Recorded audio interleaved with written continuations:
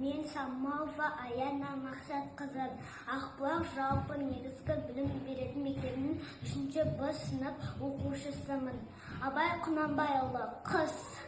Ақ киімді денелі ақсақалды, соқыр мылқау танымас тірі жанды, үсті басы ақ қырау, түсі суық, басқан жері сықырлап келіп қалды. Демалысы үскірік, аяз бен қар, кәрі құдан қыс келіп әлек салды. Шұбадай бір күн кейін оқшыр айтып, аяз бен қызарып ажарланды. Бұлттай қасы жауып екі көзін, басын кексе қар жауып мазандалды.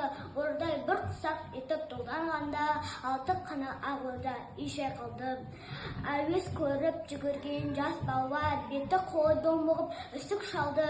Шүйкен мен тон қабаттап келген малшы бет қарауға қашыдай алмай теріс айналды. Қар тепкенге қажымас қайран жылқы, титығы құруына аза қалды. Қыспен бірге тұмсығын салды қасқыр, малшыларын қорқылма итем алды. Соныға малды жайып күзетіңдер, ұйқы өлтірмес қайрат қыл босқа малды. Ит дегенше Қондыбай қана жесін, қырық мына ант ұрған кәрі шалды.